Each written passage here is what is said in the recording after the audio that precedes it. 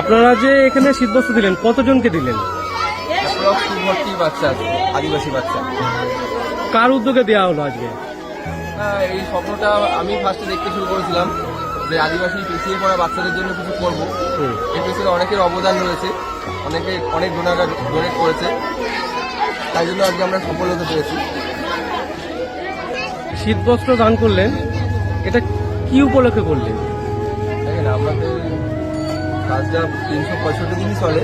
Nilima welfare ট্রাস্টের থেকে সকালবেলায় বাচ্চাদের দুধ বিস্কুট, বিকেলে ওদেরকে পড়াশোনা করানো হয় এবং শেষে ওদেরকে শিক্ষা সামগ্রী টিফিনও আমরা দিয়ে থাকি। আমরা 3 বেলায় কাজটা করে থাকি, এরা যাতে কষ্ট না পায় শেষে, সেই জন্য আজকে আমরা শীতবস্ত্রদের মধ্যে বিতরণ করছি। এটা কোথায় করলেন? এটা করেছি আমরা ভূতপাড়াতে, আদিবাসী। আচ্ছা, আপনার নাম? আমি সুজিত দত্ত, নীলিমা ওয়েলফেয়ার ট্রাস্ট থেকে। বাড়ি কোথায়? কৃষ্ণনগর।